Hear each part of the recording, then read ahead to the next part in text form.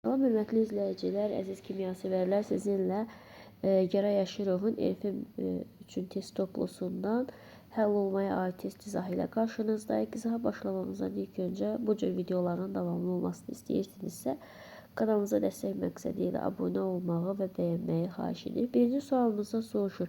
Bəzi maddəyə suya əlavə etdiyimiz zaman bu maddənin yaradan hissəciklər su molekulları arasında bərabər şəkildə yapar. Bu hadisə nə deyilir? Bu hadisəyə yanınıza saxlayın, həll olma demiş olunur.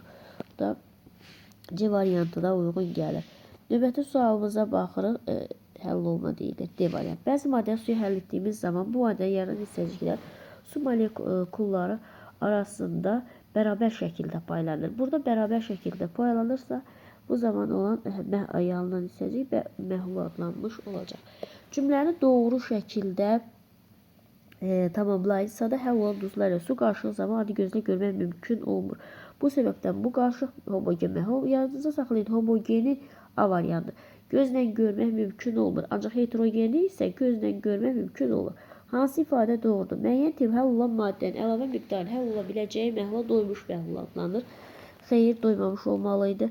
Müəyyən tip həll olan maddənin daha həll ola bilmədiyi məhlul doymamış. Burada doymuş olmalıydı. Yanlış idi. Müəyyən həll olan maddənin həll ola bildiyi məhlula, bilmədiyi məhlula doymuş məhlul deyilir. Bəli, düzgün cavabımız C variantına uyğun gəlir. Növbəti sualımıza keçir. A maddəsi müəyyən miqdar suda həll edilir və birinci məhlul alınır. Daha sonra həmin temperaturda biraz da həll olan maddə əlavə edir, ikinci məhlul yarar. Sonra isə yenə də həll olan maddə əlavə, üçüncü məhlul.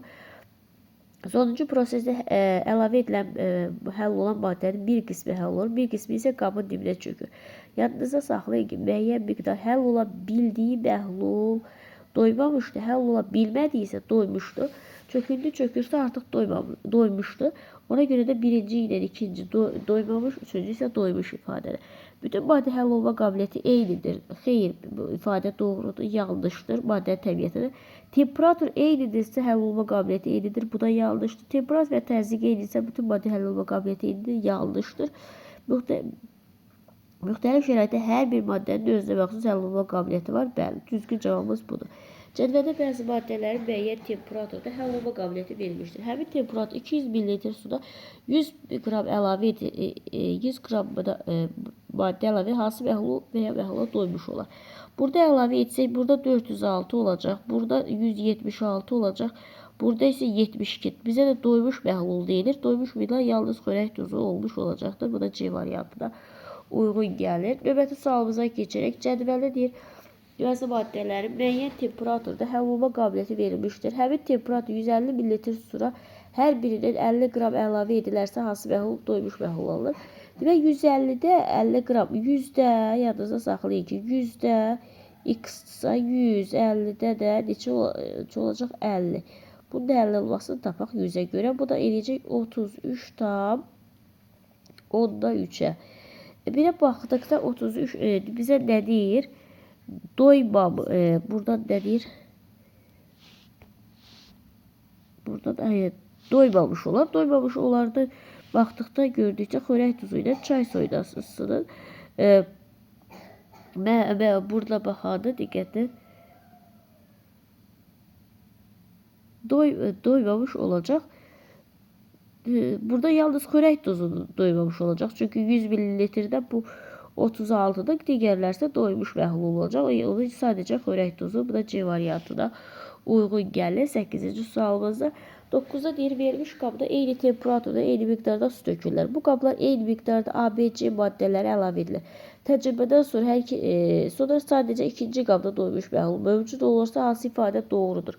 Sadəcə ikinci məhlulda doymuş məhlul olarsa həll olma qabiliyyəti ən az olan B maddəsidir. Çünki doymuş məhlul hansında yaranırsa bunun həll olma qabiliyyəti də aşağı olacaqdır. O da yəni 9-cu sualımızda D variantına uyğun gəlmiş olur. Bizə deyir A, B, C maddələr həll olma qabiliyyəti A böyükdür C-dən, o da böyükdür B-dən. Bu maddə eyni miqdar su əlavə edilir və hər birində doymuş məhlul yaranır. Və kütlələri müqayisə edin. Eyni miqdarda qablar hər birinə doymuş məhlul. Müqayisə edin. Müqayisə etdikcə hansı kütlə Böyükdə, yəni bu da eyni qayda ilə gedəcək. M A böyük olacaq M C'dən, o da böyük olacaq M B'dən. Bu da C variantına uyğun gəlmiş olacaqdır. Bu da C. Yəni həll olma qabiliyyəti ilə onun kütləsi M böyük olacaq, o da M böyük olacaq M B'dən. A, B, C maddələri müəyyən temperatura doymuş məhlul yaranan kimi müxtəlif miqdarda su əlavə edirlər. Nəticədə hər üç qabda alınan məhlul kütləsi bərabər olsa da həmin temperatur maddə həll olma qabiliyyətlərini müəyyən edir. Burada bizə nə soruşur? Bizdə deyir ki, hər birinə.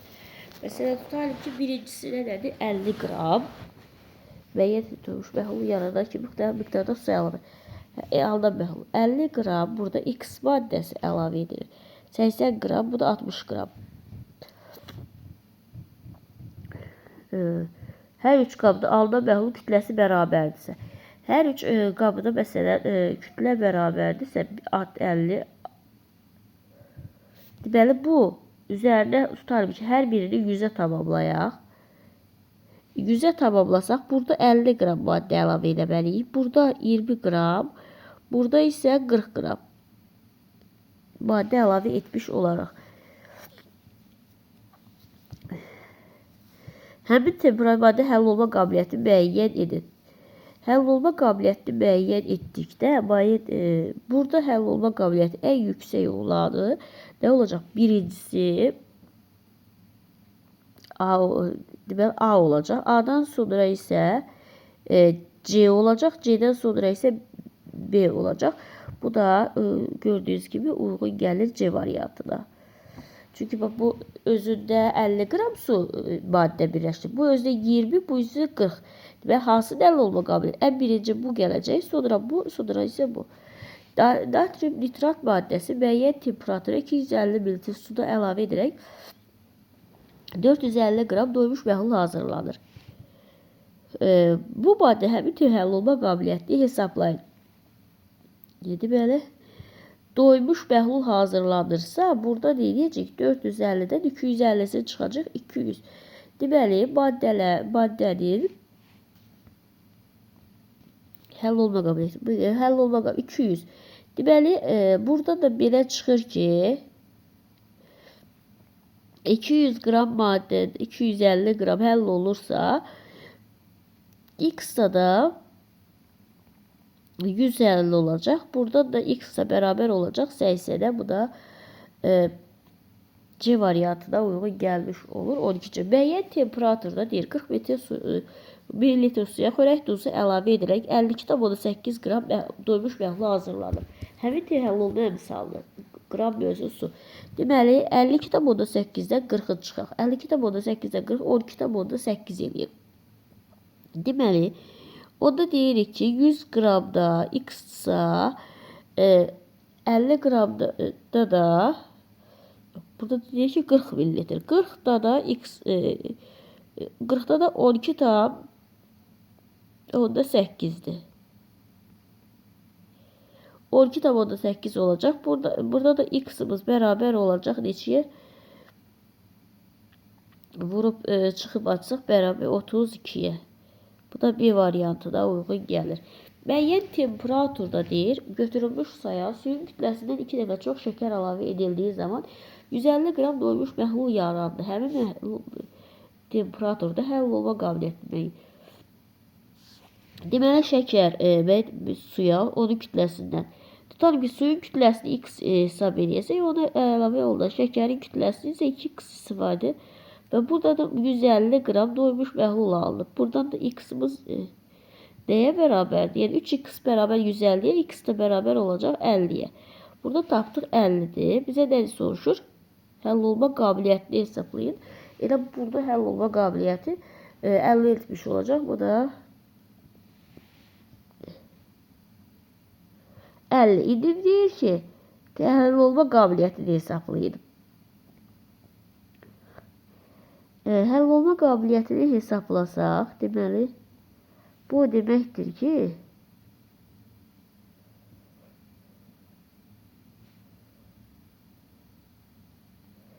Deməli 50 qram suda 50 qram suda 150 qram yox 150-dən 50'si çıxsaq neçə 100 qram həll olursa 100 qram suda nə qədər həll olacaq? 100 qramda da x da bərabər olacaq 200'e. Bu da 14-cü sualımızda D variantına uyğun gəlmiş olur. 15-ci sualımızda deyilir. Çay sodusu müəyyən temper x qram suya əlavə edilir və doymuş məhlula almış məhlulun 5'də 1 hissəsi həll olan maddə təşkil edir. Çay suyu həmin temper həll olma qabiliyyətini hesablayın. 5'də 1 hissəsi də 100'ü buna böləcəyik 5'ə. 100'ü 5'ə bölsək neçə alırıq? 100'ü 5'ə bölsək alacağıq 20. Deməli 20'dir. Bu da deməkdir. Həll olan maddə 5'də 1 hissəsi, yəni həll olan maddə 20'dirsə, yəni 100 qram məhlulda 20 qram həll olan maddə vardır. Bu da eləyəcək 15-ci sual həll olan maddənin hesablar dediyinə görə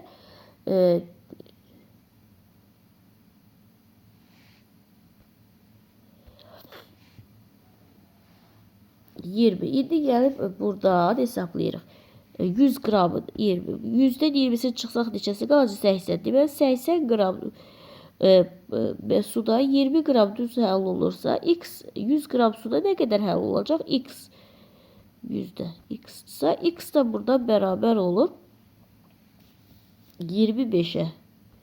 Həmin həll olması bu da eləcə 25'ə A variantına uyğun gəlmiş olacaqdır.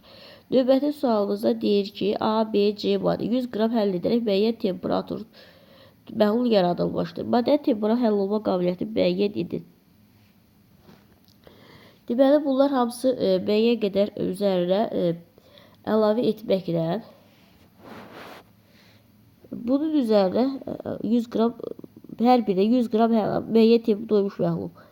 Buna 100 qram əlavə eləyəndə doymuş məhlul. Bu birisini də 100 qram əlavə eləyəndə doymuş məhlul.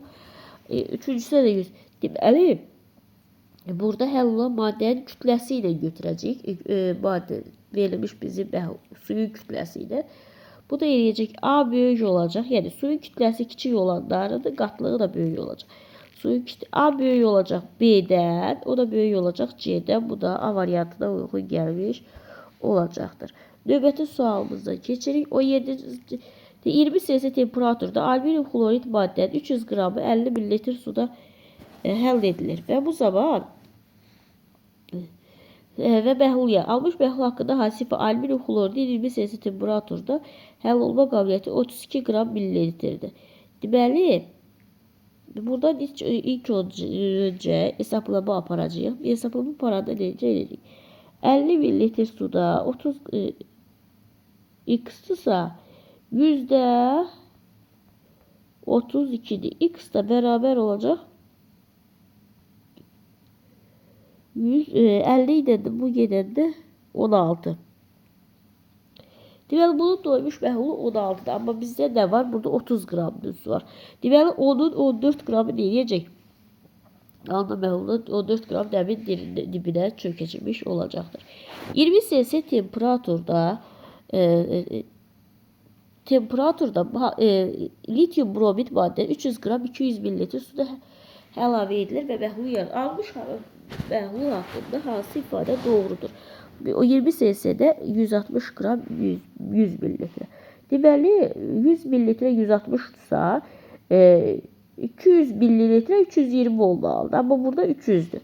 Deməli doymuş məhlullar xeyr doymamışdır. Əlavə edilən duzun bir qismi həll olmuş qabın dibinə çökmüşdür. Xeyr doymuş məhlul alınması üçün qaba əlavə olaraq 20 qram lityum bromid maddəsi əlavə etmək lazımdır. Burada da bu da elə bu olmuş olacaqdır. Əlavə olaraq 20 qram da lityum bromid məhlulu əlavə etsək bu zaman 320 olacaq məhlul və bu cavabımız da 20 qram lityum maddəsi əlavə etsək bu zaman biz doymuş məhlul almış olacağıq. Sonra çünki 200'də 320 olmalıdır da burada da 300'dür ona görə. 50 cc temperaturda kalium xlorid 90 qram 200 ml suya əlavə edilir. məhlul yaradır. Neçə qram duzu qabın dibinə çökər? İndi baxırıq. Deməli, %40-sa 200'də də x olacaq. X olacaq. X da bərabər olacaq 8'e.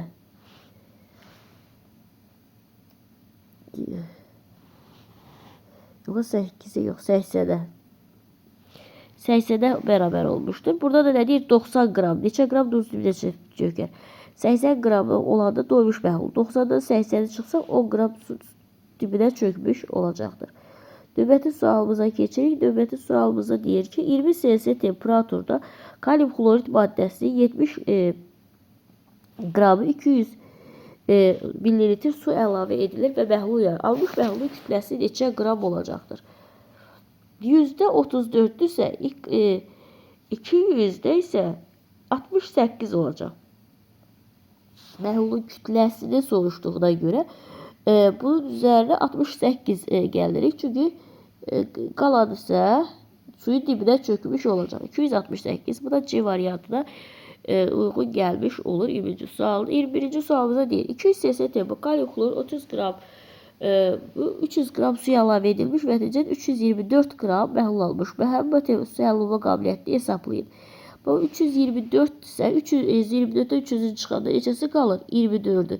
Deməli bunun 300'ü 24 ilə girirsə 100'ü 24 ile girirsə 100'ü x da girmiş olacaktır. X da beraber olacak burada 8'e.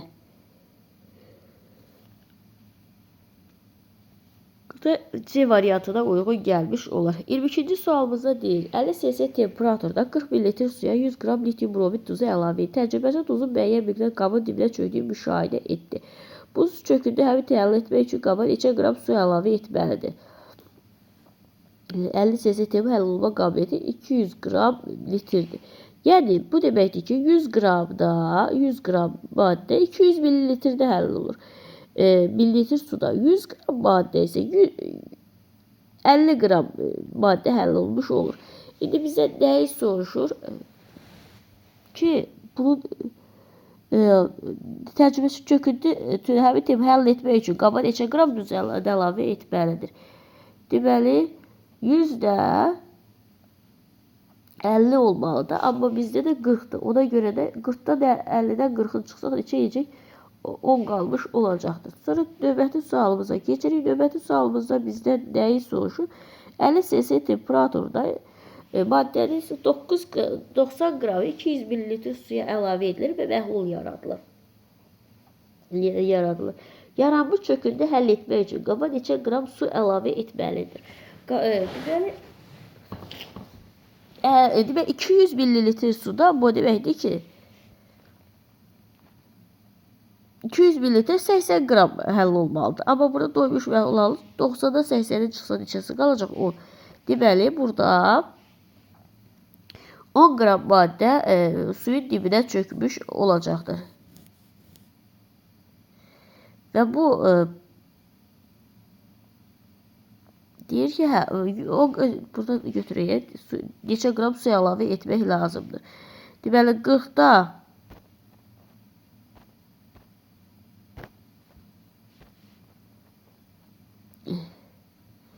100'düsə 90'da da x olacaq. X da beraber olacaq 225'e. Neçə qram əlavə? 200 mililitr var. Biz onun içərisində 25 qram da əlavə 225'də də 200'ün çıxsa 25 qram da əlavə etmiş olacaq. 23. sualda. 24. sualımızda bizdən nəyi soruşur? Aşağıdakı hansılar həll olması temperatur artdıkça artır. Yadınızda saxlayın ki, bərk maddələrin temperaturu artdıkça həll olması artır. Bu da çay suyu. Aşağıdakı hansı həll olması temperatur artdıkça azalır. Qaz halında olan maddələrin temperaturu artdıkça azalır. Bu da D variantına uyğun gəlir. Hansı ifadə doğrudur? Bərk maddənin suda həll olması temperatur test mütəməsi vasılıdır. Sonra növbəti düzgün deyil, yanlışdır. Bərk maddənin suda həll olması əksər temperatur düz mütənasib asılıdır. Bəli, bərk maddənin suda həll olması əsasən temperaturda düz mütənasib olaraq asılmış olur. asılıdır. Hansı ifadə doğrudur? Bərk maddənin suda həll olması təzyiqlə düz mütənasib asılıdır. Bərk maddənin suda həll olmasına təzyiq təsir etmir. Suda həll olması təzyiqlə tərs mütənasibdir. Dedik ki, etmir. Qaz halında olan maddənin suda həll olması təzyiqlə düz mütənasib asılıdır. Bəli, bunu götürə bilərik. Qaz təzyiqlə düz mütənasibdir. Sonra şəkildə verilmiş qabda aşağıdakı maddə hansının məhlulu olarsa həll olma artır. Bax, görürsünüz, diqqətlə baxırsınız. Burada zaman poşet sıxırlar və bu zaman sıxan zaman hissəciklərin sayı artır və toqquşmaların sayı da artmış olur. Həll olması azalar, artar, bu şeyə aiddir. Amoniyaka, qaz halında olan maddələrə aid edilir. 29. sualımızda nə soruşur? Deyir ki, cədvələ əsasən müxtəlif temperaturda 100 ml həll olma qabiliyyəti verir. Hansı maddə? X hansı maddə ola bilər? Deməli, bu 20 Selsiyadan 36 Selsiyada X maddəsi temperatur artdıqca bunların nedir? Həll olma qüvvəti də artır. Temperatur həll olma qüvvəti artıq duzdur. Bu da eləyir, xörək duzuna uyğun gəlmiş olur 29-da A. Bərk maddə A variantına uyğun gəlir. Bu qədər diqqətinizə görə sağ olun, bəyənməyi və kanalımıza abunə olmayı unutmayın.